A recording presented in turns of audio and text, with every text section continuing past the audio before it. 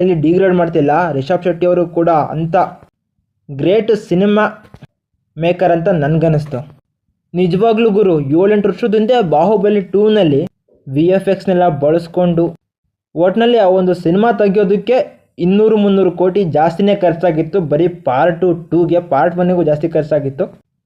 But after 7-8 ವರ್ಷ ಆದಮೇಲೆ ಬರೀ 100-125 ಕೋಟಿನಲ್ಲಿ, ಅಂದರೆ ಈ ಬಜೆಟ್ ನಮಗೆ ಜಾಸ್ತಿನೇ ಬಿಡಿ, ಬಟ್ ಆದರೆ ಇಷ್ಟು ಬಜೆಟಲ್ಲಿ ಇಂಥ ಒಂದು ಸಿನಿಮಾನ ನಮ್ಮ ಕಣ್ಮುಂದೆ ತೊಗೊಂಬರ್ತಾರೆ ಅಂತ ನಾನು ಮನಸ್ಸಲ್ಲೂ ಅಂದ್ಕೊಂಡಿರಲಿಲ್ಲ.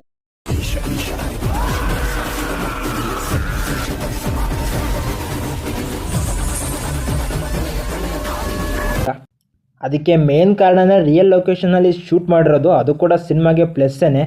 ಕೆಲವೊಂದು ಕಡೆ ಆ ಹುಲಿನ ಬಳಸ್ಕೊಂಡಿರೋದೇ ಆಗಲಿ, ನಂದಿನ ಬಳಸ್ಕೊಂಡಿರೋದೇ ಆಗಲಿ, ಇನ್ನು ತುಂಬ ಅನಿಮಲ್ಗಳನ್ನ ಬಳಸ್ಕೊಂಡಿದ್ದಾರೆ. ಅದರಲ್ಲಿ ಬರೋ ಎಕ್ಸ್ಪ್ರೆಷನ್ಸು, ಎಮೋಷನ್ಸು ಎಲ್ಲ ಸಿಕ್ಕಾಪಟ್ಟೆ ಮ್ಯಾಚ್ ಆಗುತ್ತೆ. ಇನ್ನು ರಿಷಬ್ ಶೆಟ್ಟಿ ಅವರು ಈ ಒಂದು ಸಿನಿಮಾದಲ್ಲಿ ಒಂದು ಶೇಡಲ್ಲಿ ಮಾತ್ರ ಆ್ಯಕ್ಟ್ ಮಾಡಿಲ್ಲ. ಕಮಲ್ ಹಾಸನ್ ಅವರು ದಶಾವತಾರಂ ಸಿನಿಮಾದಲ್ಲಿ 10 ಪಾತ್ರನ ಒಬ್ಬರೇ ಪ್ಲೇ ಮಾಡಿದ್ರು. ಇಲ್ಲೂ ಕೂಡ ಆ ರೇಂಜ್ಗೆ ಅಲ್ಲ ಅಂದ್ರೂ ಕೂಡ 4-5 ಕ್ಯಾರೆಕ್ಟ್ರನ್ನ ರಿಷಬ್ ಶೆಟ್ಟಿ ಅವರು ಒಬ್ಬರೇ ಪ್ಲೇ ಮಾಡಿದ್ದಾರೆ. ಅದು ಅಷ್ಟು ಪರ್ಫೆಕ್ಟಾಗಿ. ಆವಾಗ ಅನಿಸಿದ್ದೊಂದೇ, Rishab Shetty is the mister perfect.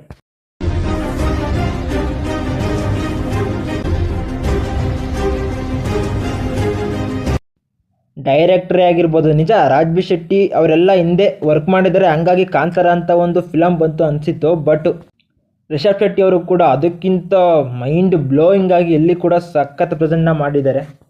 ಆ ರೈಟಿಂಗ್ಗೆ, ಡೈರೆಕ್ಷನ್ನೇ ಏನೇ ಆಗಿರ್ಬೋದು, ರಿಷಬ್ ಶೆಟ್ಟಿ ಅವ್ರಿಗೆ ನಾನು 10 ಮಾರ್ಕ್ಸ್ ಕೊಟ್ಬಿಡ್ತೀನಿ.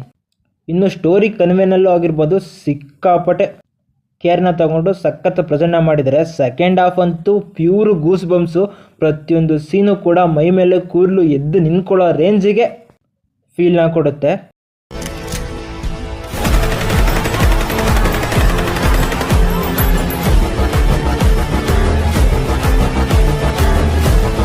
ಸೊ ಕ್ಯಾರೆಕ್ಟರ್ ವೈಸೇ ಆಗಿರ್ಬೋದು, ಕೆಳಗಲಿಂದ ಮಾತಾಡ್ಕೊಂಬರೋಣ.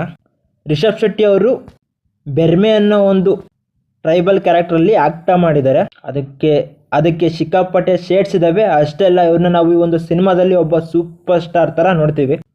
ಸಖತ್ತು ಆಕ್ಷನ್ಸು, ಹಂಗೆ ಸಖತ್ತು ಸೀನ್ಸ್ಗಳು ಬಿದ್ದಿದ್ದಾವೆ. ಅದನ್ನು ಬರ್ಕೊಂಡಿರೋದು ಕೂಡ ಇವರೇನೇ ಬಿಡಿ. ಇನ್ನು ರುಕ್ಮಿಣಿ ವಸಂತು, ಕನಕವತಿ, ಈ ಒಂದು ಕ್ಯಾರೆಕ್ಟ್ರಿಗೆ ಇವರು ಸಖತ್ ಪರ್ಫೆಕ್ಟಾಗಿ ಮ್ಯಾಚ್ ಆಗಿದ್ದಾರೆ. ಅಷ್ಟೇ ಅಲ್ಲ, ಇವರ ಕ್ಯಾರೆಕ್ಟ್ರಿಗೆ ಸಿಕ್ಕಾಪಟ್ಟೆ ಶೇಡ್ಸ್ ಇದ್ದಾವೆ. ಅದು ಕೂಡ ನಿಮಗೆ ತುಂಬ ಇಂಪ್ರೆಸ್ ಆಗುತ್ತೆ. ಇನ್ನು ಗುಲ್ಶನ್ ದೇವಯ್ಯ, ಕುಲಶೇಖರ ಕ್ಯಾರೆಕ್ಟರ್ನ ಸಖತ್ತಾಗಿ ಪ್ಲೇ ಮಾಡಿದ್ದಾರೆ. ನಿಜವಾಗ್ಲೂ ನಮಗೆ ಸಿನಿಮಾ ನೋಡಿಲ್ಲ ಅಂದರೆ